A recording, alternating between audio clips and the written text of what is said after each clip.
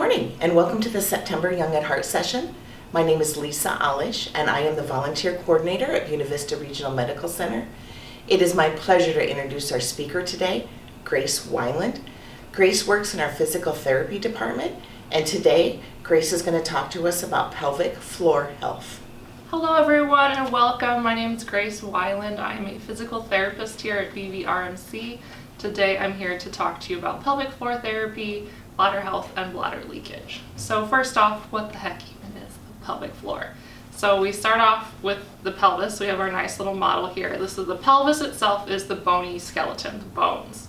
The pelvic floor technically is the muscles that make up the floor or the bottom of the pelvis. Right here. So these are the muscles that deal with bowel, bladder, and sexual function. Pelvic floor therapy works with those muscles, with the skeleton or the bones of the pelvis, and then the surrounding soft tissue, bones, and organs, so our abdomen, our back, and our hips as well. Today, I want to talk to you about bladder leakage or urinary incontinence. This becomes very common as we age, but it's not normal. So to start, there's 4 main different types of bladder leakage. So the first is stress incontinence. So this will happen when the pressure in our abdomen overseeds or becomes more than the pressure that the muscles on the bottom of our pelvis can hold up to. So most of the time we'll see this with sitting, standing up, sneezing, laughing, and coughing. Very, very common, not normal.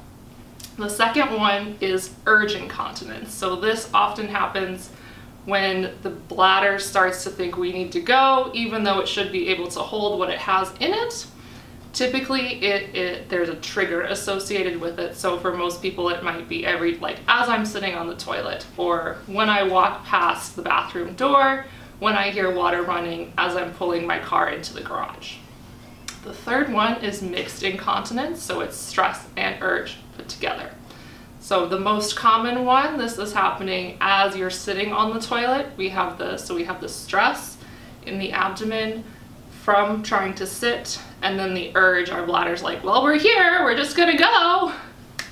And then the fourth one is called functional incontinence. So what this means is I have difficulty getting to the toilet on time.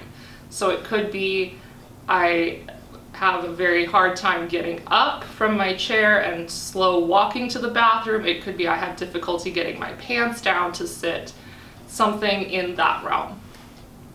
And again, all of this is very common, but not normal. So when does this typically happen? When do we see this? So we can see this across the lifespan, so kids, men, women, any point, but it's often very common right after we have a baby.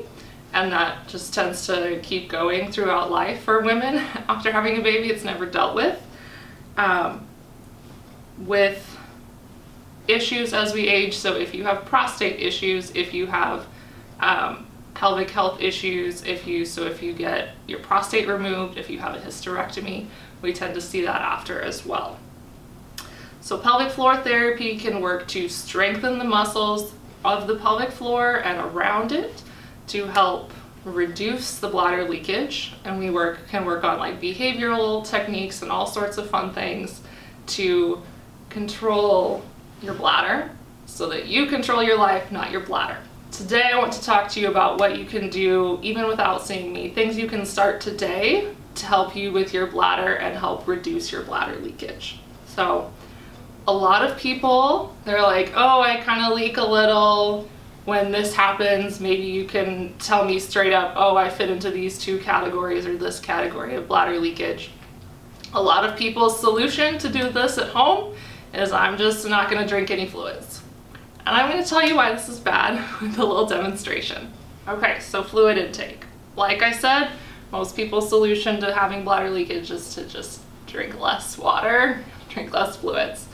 Okay, so here's the deal.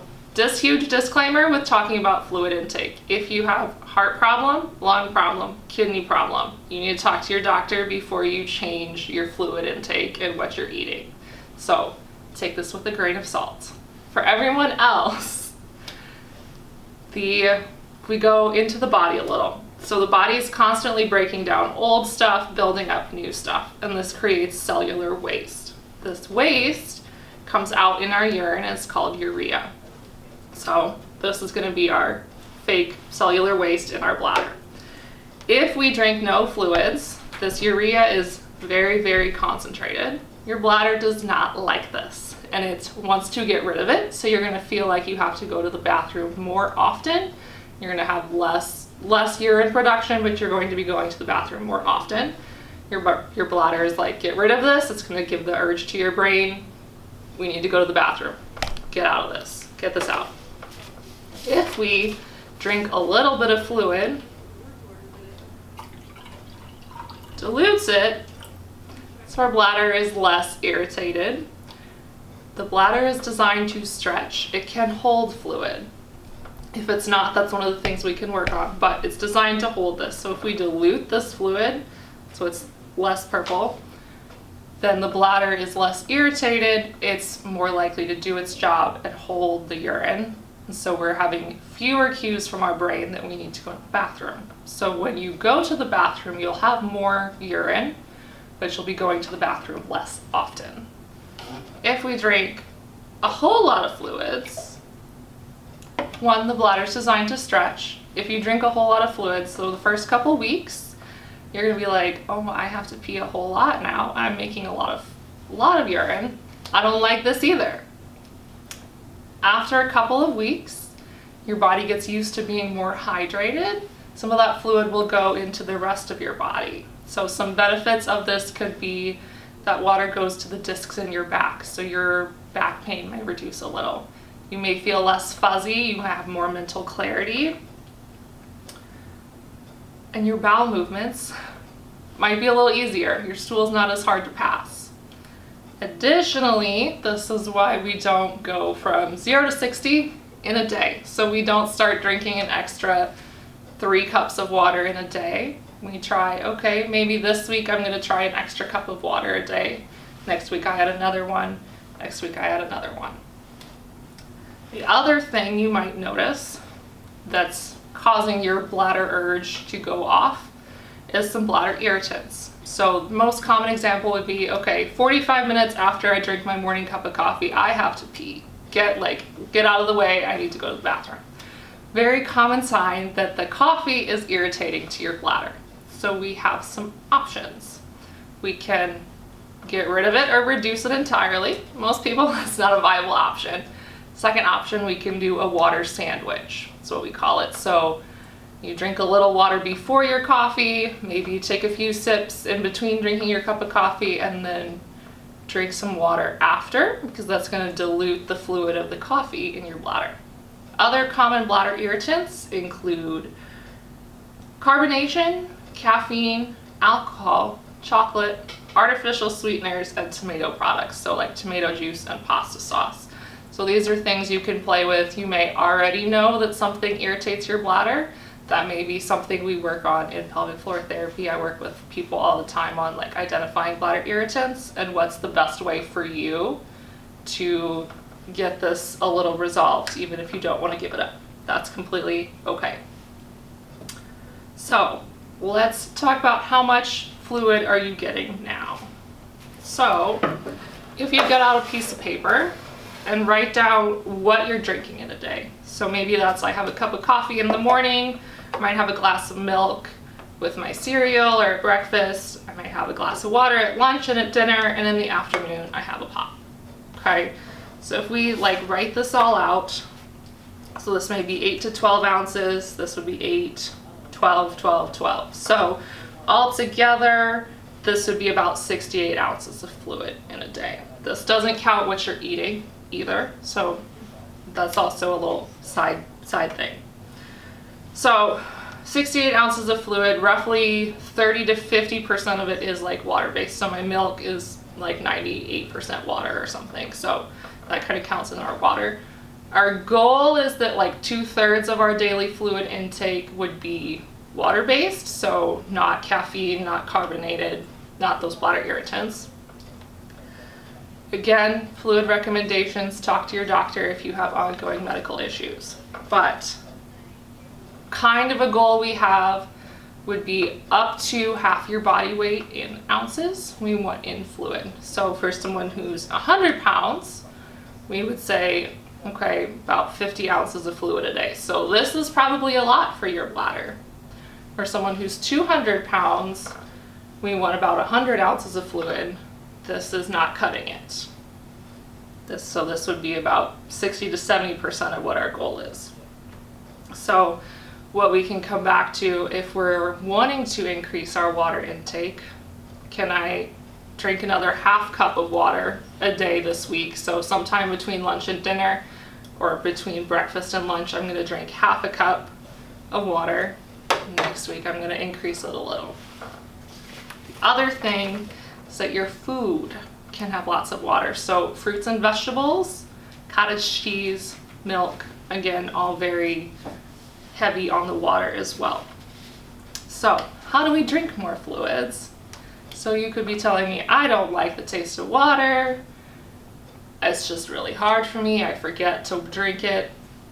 Okay, we're gonna pick one and find a behavior solution for that. So have it with you. So if you have a cup, a water bottle, something you like to drink that you can carry around your house all day as you do your house chores, or as you're watching TV, or a water bottle that's in your car, you carry it with you in your purse when you out grocery shopping, doing your daily activities in the community. Have it in front of you is going to be the biggest thing if you're one who's I just forget to drink water.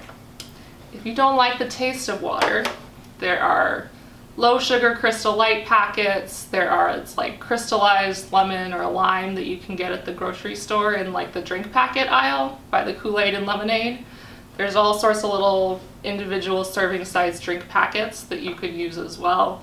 There's low sugar options, different flavors, all sorts of things you can look at and try. Another one is to have a straw in your cup. So we tend to drink more water from a straw versus if I have to tip my head back and drink from a cup. All right, so that's my little demonstration for fluid intake, bladder leakage in a nutshell. But I want to circle back to what can pelvic floor therapy do? What can we do for you? So some common conditions we work with and we treat would be bladder leakage, constipation or needing to strain to have a bowel movement, pain with medical exams, pain with intercourse, painful bladder or frequent UTIs, hernias of your abdomen and pelvis if you have a diastasis where your belly kind of pops up when you strain to do something, scar management after surgery, so anything to your abdomen and pelvis, whether you had a gastroplasty, maybe you had weight loss surgery to your stomach, maybe you had hysterectomy or some laparoscopic a scope surgery to your insides here. If those scars are really not moving well, we can work on that. Strength, pain, function before, during, and after cancer treatment. So if you have prostate cancer, pelvic cancer to the uterus, anything radiation, chemosurgery, we can help you with that. Tailbone pain is another common one, and then pelvic organ prolapse. So there's a wide range of conditions we see.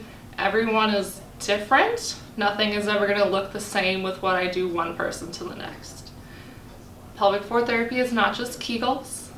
I can teach you Kegels if you want, if that's what your body needs, but that is not the only thing we do. Pelvic floor therapy works with your doctors and the rest of your medical team to add to your function and help you live your life to your goals. So we're always based on function and what your goals are.